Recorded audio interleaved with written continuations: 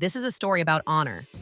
How does a woman in an age dominated by men achieve legendary deeds, carve her name into history, and win the dignity and glory that belong to her?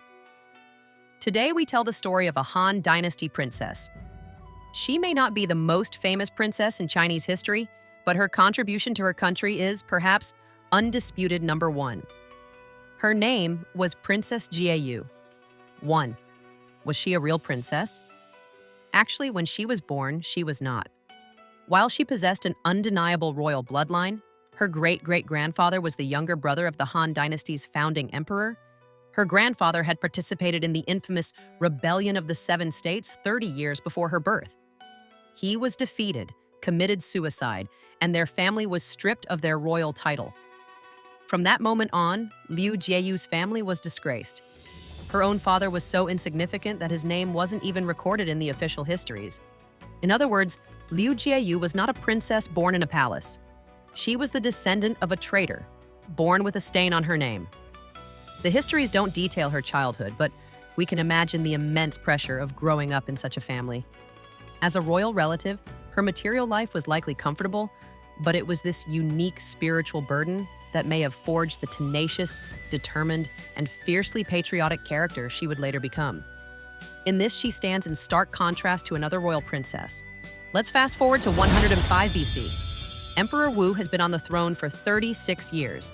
His relentless wars against the Xiongnu have borne fruit. The Hexi Corridor has been opened, establishing contact between the Han Empire and the various kingdoms of the Western regions. The powerful Wusun kingdom, impressed by Han's might, sends envoys to request a marriage alliance with a Han princess.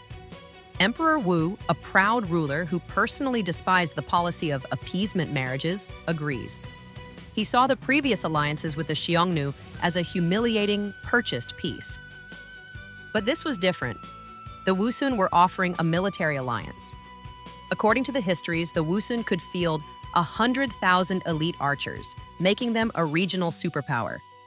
On the strong advice of his most trusted diplomat Zhang Qian, Emperor Wu saw the Wusun as the key to cutting off the right arm of the Xiongnu. With this grand strategy in mind, Emperor Wu chose not Liu Jieyou, but Liu Xijun, the daughter of a disgraced prince. Interestingly, the 25-year-old Xijun was also the daughter of a traitor. Her parents had been executed for treason shortly after her birth. The young Xijun was spared, but she too was no longer a princess. Perhaps out of a lingering disdain for the marriage policy, Emperor Wu simply bestowed upon Xijun the title Princess of Jiangdu. You Wusun want a princess? He must have thought. Here is one, officially sanctioned by me. The details? Don't get hung up on the details. And so, in 105 BC, Liu Xijun was sent to the Western regions. In that same year, the still unknown Liu Jieyou was 16 years old, daughter of a traitor, not a princess. Perhaps because she had lost both her parents, Liu Xijun's character was gentle and melancholic. She never adapted to life in the West and wrote a famous, heartbreaking poem. My family married me to the edge of the sky, entrusting me far away to the Wusun king. A domed yurt is my chamber, felt is my wall, meat is my food, fermented milk my drink. My heart is ever broken with thoughts of home. I wish I were a yellow swan flying back to my native land. The language barrier, the alien customs, and the political reality of being the junior right consort to the Wusun king, while the senior left consort was a Xiongnu princess, proved too much for her.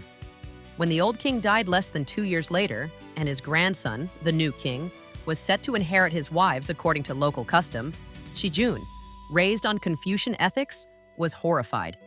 She wrote to Emperor Wu, begging to return home. The emperor's reply was cold and pragmatic. Follow their customs. We wish to join with the Wusun to exterminate the barbarians. We don't know if the devastated Xijun felt abandoned by her homeland, but the fact is, just 2 years later, the gentle princess died in the northern desert. Her tragedy became an eternal theme for later poets. But that was her life, not Jieyou's. After the Han princess's death, the Wusun sent envoys, once again requesting a princess. Emperor Wu looked around and chose another daughter of a traitor.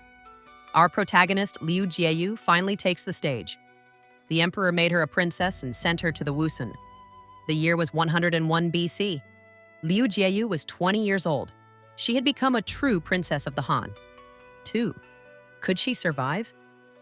Upon arriving in Wusun, Liu Jieyou faced the exact same predicament as her predecessor.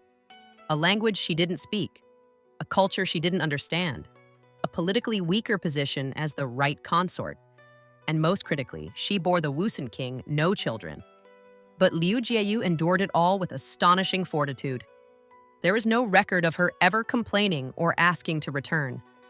As a descendant who had survived court purges and civil wars, she was likely a natural at navigating the treacherous politics of the Wusun court. 8 years later, the king died, and her life took its second turn. The king's cousin inherited the throne, and according to custom, Jieyou married the new king. This new king, Wenguimi, and the Han princess were a perfect match. The 33 years from his ascension in 93 BC until his death in 60 BC were the golden age of Han-Wusun relations, and likely the happiest time of Jieyou's life in the West. She bore him 5 children, 3 sons and 2 daughters. The king favored her far above his Xiongnu consort, and she became the de facto matriarch of the Wusun kingdom.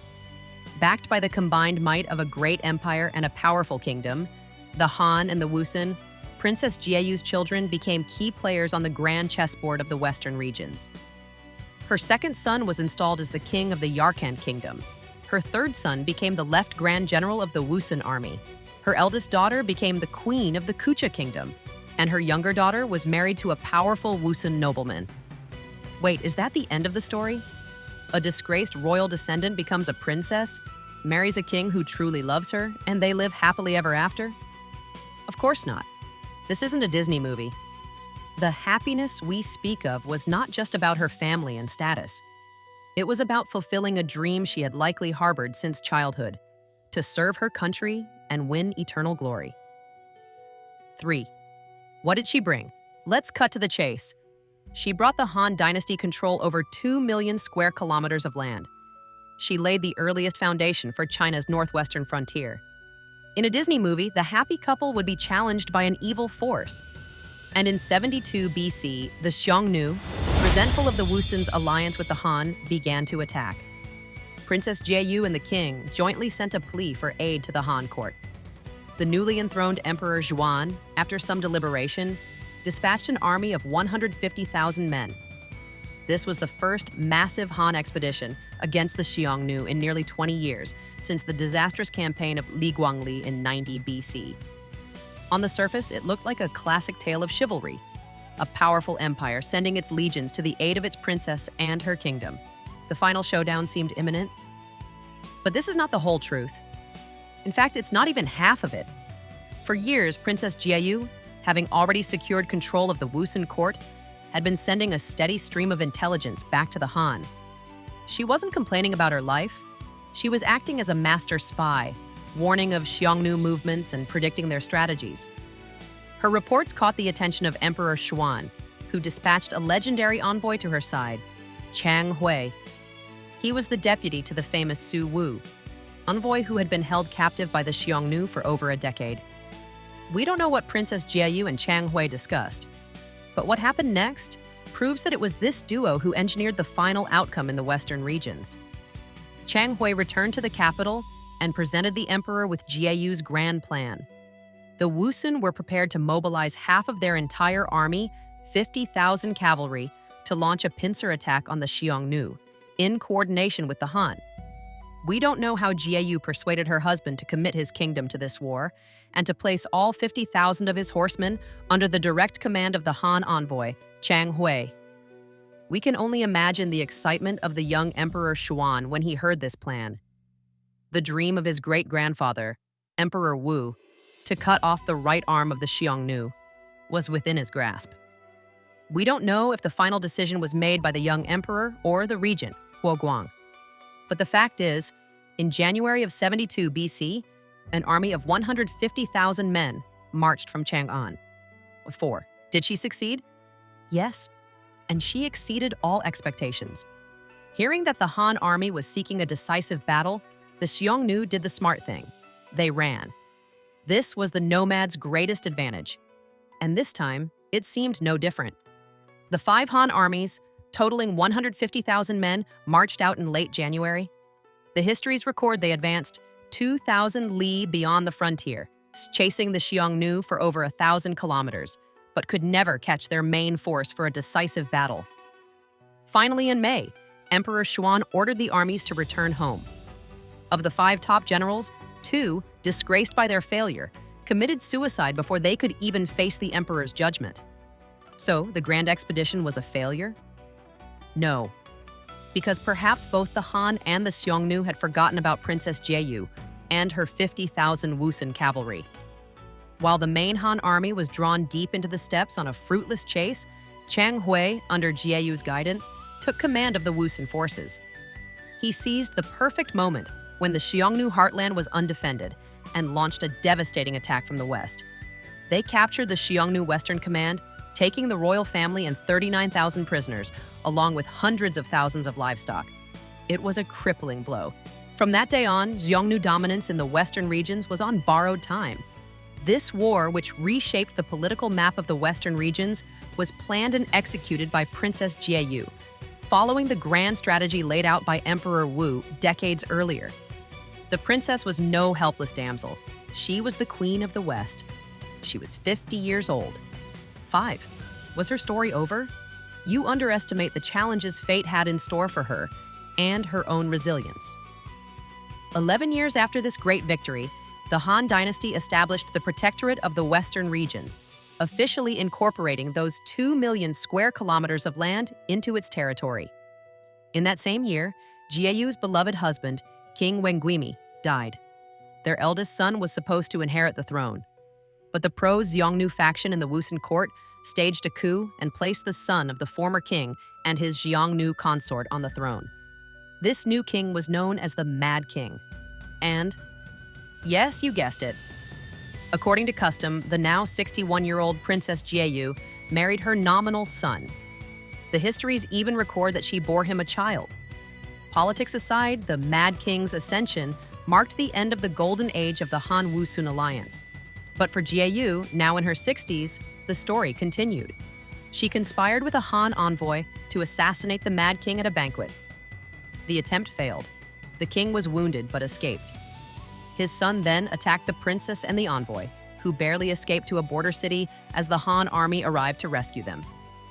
The Han court's reaction was complex. To appease the Wusun, Emperor Xuan had the 2 failed assassins executed in Chang'an. But when 2 new envoys were sent to investigate Jieyou's role and dared to insult her, pulling her hair and cursing at her, they were recalled to the capital. One was executed, the other castrated. The emperor's message was clear.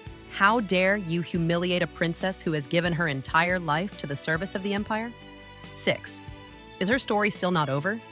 No, her story is about to end. Even the greatest legends must have a final chapter. But before the end, there was one last climax.